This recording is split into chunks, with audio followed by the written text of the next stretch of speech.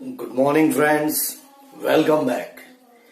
Last time આપણે English ગ્રામરમાં ભણતા હતા ધ પ્રેઝન્ટ પરફેક્ટ ટેન્સ. ભાઈ, જેને આપણે ગુજરાતીમાં કહીએ છીએ પૂર્ણ વર્તમાન કાળ. પૂર્ણ વર્તમાન કાળ રિવિઝન બોલી રહ્યો છું ફટાફટ, સમય ઓછો હોવાથી, કે જેથી તમને હું 4 ખાલી જગ્યા ભણાવી શકું. પૂર્ણ વર્તમાન કાળ એના ટુ બી ના રૂપ છે હેઝ અને હેવ.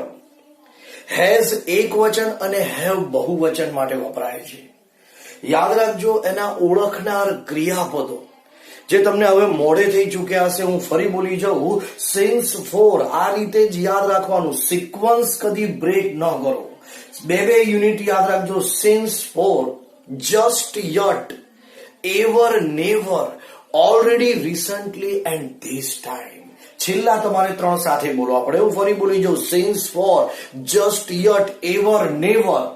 ભાઈ યાદ રાખજો, already, recently and this time.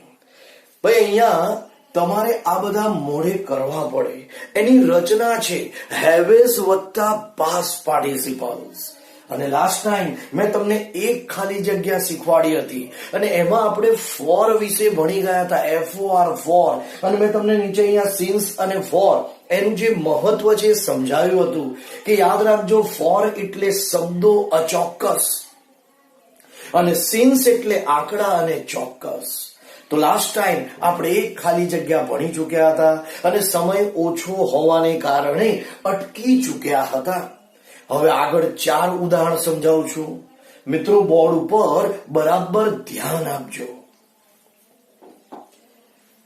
બીજી ખાલી જગ્યા બોર્ડ ઉપર જુઓ. આ ખાલી જગ્યા જસ્ટ ખાલી જગ્યા માય વર્ક અને કાઉન્ટ્સમાં છે ફિનિશ.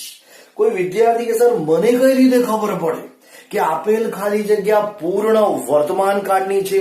તો મેં કહ્યું તું ઓળખનાર ક્રિયાપદ તને બધા મોડે હોવા જોઈએ. અને હજી બી કહી દઉં છું, કદી બી કોઈ ક્રિયાપદ એકબીજામાં ભેગા નહીં થાય. જેમ કે તમે ધ્યાનથી જુઓ, જસ્ટ એટલે પૂર્ણ વર્તમાન કાળનું ઓળખનાર ક્રિયાપદ.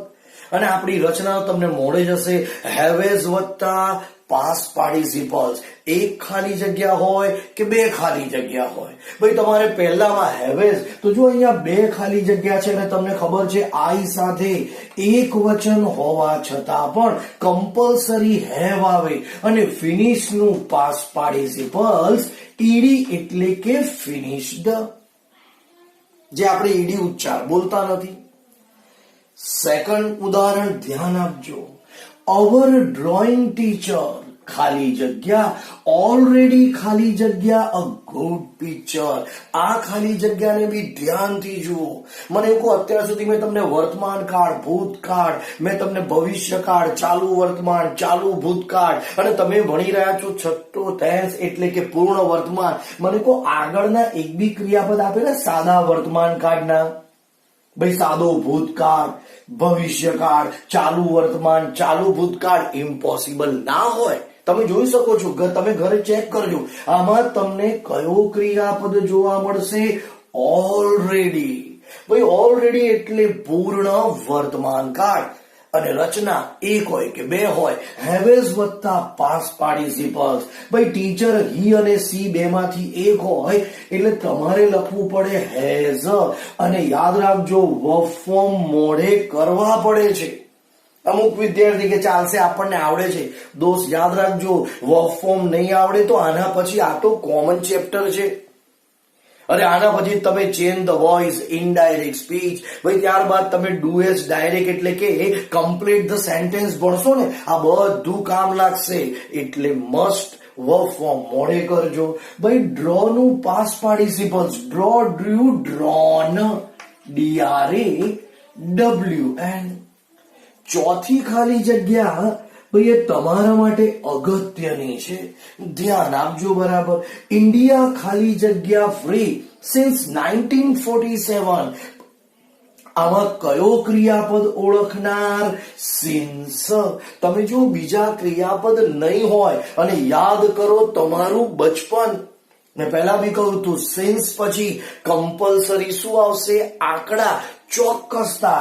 જો અહીં આપ્યું છે 1947, એટલે કે ફિગર આપેલી છે, આંકડા આપેલા છે, 100% પૂર્ણ વર્તમાન કાળ. જવાબ આવે હેવેઝ વત્તા પાસ્ટ પાર્ટિસિપલ. ભાઈ ઇન્ડિયા એટલે ઈટ, ટુ બી નું રૂપ હેઝ, અને હવે જેને વર્બ ફોર્મ મળે હોય ને એને ખબર પડે બીઈબી એનું ભૂતકાળ થાય છે વોઝ વોર, અને પાસ્ટ પાર્ટિસિપલ્સ BEEN બીન. અને છેલ્લી ખાલી જગ્યા, હી ઇઝ ટાયર્ડ નાઉ. જો અહીંયા ફૂલ પોઈન્ટ, એક વાક્ય પતી ગયું. હી ખાલી જગ્યા ફોર 2 days. ધ્યાનથી જુઓ, ઓળખનાર ક્રિયાપદ ફોર, અને જો ફોર પછી આપણને શબ્દો આપેલા છે, વર્ડ્સ. જો ટુ, TWO2, આપણે ટુ આ રીતે લખીએ ફિગરમાં 2, અને આ થઈ ગયા ભાઈ વર્ડ્સ TWO2. તો જુઓ ફોર પછી 2 days. ભાઈ 2 days એટલે કયા? હું સન્ડે થી ગણું, હું મંડે થી ગણું, ટ્યુઝડે થી ગણું કે વેનસડે થી? ભાઈ મને ખબર નથી. એનો મિનિંગ અચોક્કસતા. તો જુઓ ફોર જોઈ જાઓ તો ઉતાવળ ના કરતા, કેમ કે કનેક્ટિવમાં ફોર વપરાય છે માટે, એવું ભણવા માટે. પણ અહીંયા ફોર પછી સમય 100% પૂર્ણ વર્તમાન કાળ. જવાબ આવે હેવેઝ વત્તા પાસ્ટ પાર્ટિસિપલ્સ. હી સાથે હેઝ. ભાઈ બેટનું પાસ્ટ પાર્ટિસિપલ્સ. હવે કોઈ કે સર તમે આ બેટનું પાસ્ટ પાર્ટિસિપલ તો લખાયું જ નથી. અરે ભાઈ ના લખાયું હોય તો આપણી કોમન સેન્સ એવું કે છે કે જે વર્બ ફોર્મ મેં નથી લખાયા, ભાઈ એને તારે ઈડી લગાવવાનું હોય. કારણ કે ઈડી વાળા વર્બ ફોર્મ ઘણા છે જે આપણે લખાવતા નથી. હા, પણ ઉભા રહો, નિયમ યાદ રાખજો વર્બ ફોર્મ નો.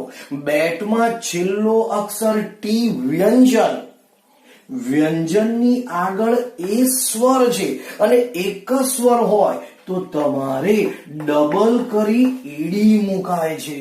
તો જુઓ મિત્રો, મેં તમને ભાઈ બીજી 4 ઉદાહરણ સમજાયા. પૂર્ણ વર્તમાન કાળ.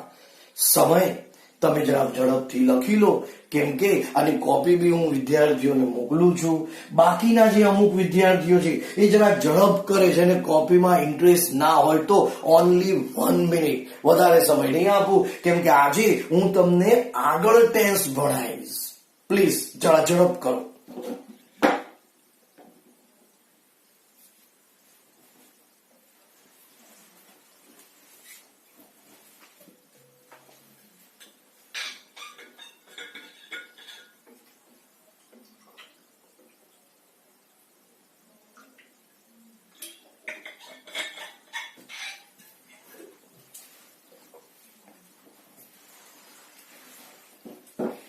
લખાઈ ગયું હશે. હવે બોર્ડ ઉપર ધ્યાન, હું તમને આગળ ટેન્સ ભણાવીશ. અત્યાર સુધી ટોટલ તમે 6 ટેન્સ ભણી ગયા. વર્તમાન કાળ, ભૂતકાળ, ભવિષ્ય, ચાલુ વર્તમાન, ચાલુ ભૂતકાળ, પૂર્ણ ભૂતકાળ, પૂર્ણ વર્તમાન. લખો ભાઈ 7. The past perfect tense. The past perfect tense. ભાઈ જેને ગુજરાતીમાં કહેવાય પૂર્ણ ભૂતકાળ. એના ટુ બી ના રૂપ. આ બધું તમારે યાદ રાખવું. ભાઈ આના ટુ બી નું રૂપ છે ઓનલી 1 હેડ. પછી એ એક વચન હોય કે બહુવચન. પૂર્ણ ભૂતકાળમાં તમારે કમ્પલસરી હેડ લખો એટલે ખુશ થવું વિદ્યાર્થીઓ, કેમ કે પૂર્ણ વર્તમાનમાં હેવેસ ચેક કરવું પડે, જ્યારે હેડ તો બધામાં કોમન છે એટલે તમે લખી શકો છો. હવે કેટલાક વિદ્યાર્થી કેવો સર આ પૂર્ણ ભૂતકાળ મને કઈ રીતે ખબર પડે? તો ચાલો ફરી તમારે યાદ રાખવા પડશે ઓળખનાર ક્રિયાપદો. તો લખો મારી સાથે ઓળખનાર. ઓળખનાર ક્રિયાપદો. યાદ રાખજો, પૂર્ણ ભૂતકાળ ટેન્સ એ બહુ જ અગત્યનો છે. ઘણા બધા વિદ્યાર્થીઓને ભૂલ થતી હોય છે, પણ તમે અહીંયા એવું સારું ભણીને યાદ કરી લો કે જેથી તમને લાઈફ સમય સુધી, લાઈફ ટાઈમ સુધી આ બધા ટેન્સ યાદ રહે. ભાઈ એનું પહેલું ઓળખનાર ક્રિયાપદ વાક્યમાં after. before, એગો પછી, ફરજિયાત ભૂતકાળ હોય તો પૂર્ણ ભૂતકાળ સમજવો. ખાસ યાદ રાખજો, અહીંયા હું જે નિયમ લખાવું છું ધ્યાનથી જોજો, તમને તમારું બચપન હમણાં યાદ કરાવીશ. ભાઈ વાક્યમાં આપેલું છે, જો મેં લખ્યું છે આફ્ટર, બિફોર, એગો પછી જો શબ્દ લખ્યું છે ફરજિયાત ભૂતકાળ હોય. જ્યારે બી કોઈ બી સેન્ટેન્સ જુઓ એમાં આફ્ટર, બિફોર, એગો પછી ભૂતકાળ હોય તો 100% ભાઈ એ પૂર્ણ ભૂતકાળ. કોઈ કસર કઈ રીતે, તો હું તને જો સમજાવું કે માની લો આ ખાલી જગ્યા છે, આ ખાલી જગ્યા છે, પછી આવું આપ્યું હોય આફ્ટર હી કેમ. ધ્યાનથી જુઓ, બોલો આફ્ટર પછી આ આપણો ઓળખનાર ક્રિયાપદ, પણ આફ્ટર જોઈને આમ ખુશ થઈ જવાનું નહીં, પાછળ ચેક કર. બોલો કેમ શું છે, ભૂતકાળ. આપણો તો નિયમ આફ્ટર, બિફોર, એગો. સોરી, હજી એક રહી ગયું ભાઈ, when. Most important. Yes, sorry ભાઈ, એક રહી ગયું. આફ્ટર, બિફોર, એગો અને વેન બોલાય છે આ રીતે, when, after, before and ago. ભાઈ આ વેન લખવાનું હું જો પોતે ભૂલી ગયો, યાદ રાખજો આ વેન એટલે વાક્યમાં આફ્ટર, બિફોર, એગો, વેન પછી ફરજિયાત ભૂતકાળ એટલે પૂર્ણ ભૂતકાળ. યાદ કર બચપન, મેં તને આવું બી ભણાવ્યું હતું. વેન આઈ સ્પોક, કઈ યાદ આવ્યું હશે, પૂર્ણ ભૂતકાળ. યાદ છે ચાલુ ભૂતકાળમાં કહ્યું હતું કે વેન પછી સાદો ભૂતકાળ, તો ઉતાવળ નહીં કરવાની. વાક્યનું શું કરવાનું, ગુજરાતી. એમાં એવું કહ્યું હતું વેન પછી ભૂતકાળ હોય તો ગુજરાતી કરજો. ગુજરાતી કરતા ખબર પડે ક્રિયા ચાલુ હોય તો ચાલુ ભૂતકાળ, પણ ક્રિયા પતી ગઈ હોય, પૂર્ણ થઈ ગઈ હોય તો પૂર્ણ ભૂતકાળ. મિત્રો યાદ આવ્યું હશે તો જુઓ, વેન પછી આ ભૂતકાળ છે, તો જ્યારે બી વાક્યમાં વેન, આફ્ટર, બિફોર, એગો પછી ભૂતકાળ તો સમજી લેજો પૂર્ણ ભૂતકાળ. પણ વેનમાં ઉતાવળ કરવી નહીં. આગળ પણ સમજાયું છે કે વેનમાં તો ગુજરાતી કરવું પડશે. ભાઈ બીજો નિયમ,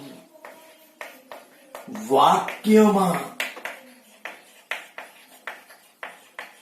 બીકોઝ પછી, યાદ રાખજો વાક્યમાં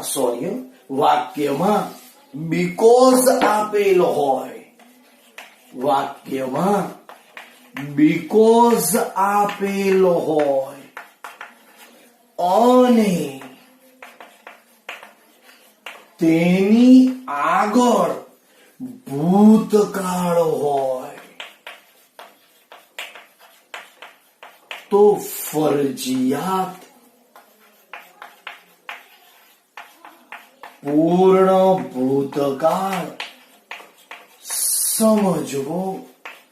યાદ રાખજો, ફરી બોલું છું કે તમે હવે જયારે ધ્યાનથી જોશો ને તો વાક્યમાં તમને બીકોઝ જોવા મળે.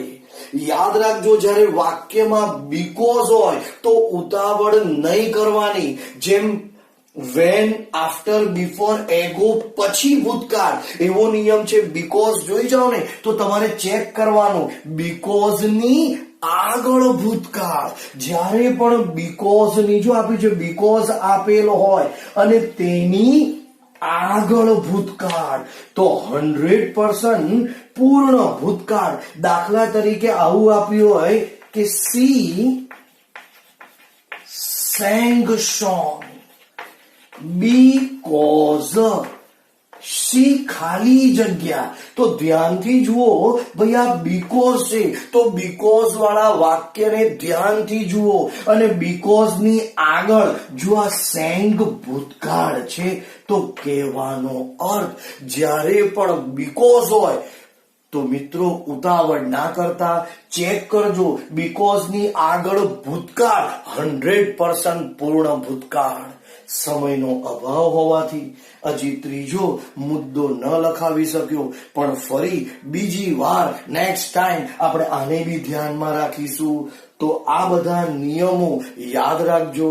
ફરી પાછા મળીશું. Okay, C you on next. તમે ઝડપથી લખી નાખજો, કોપી તો મળશે.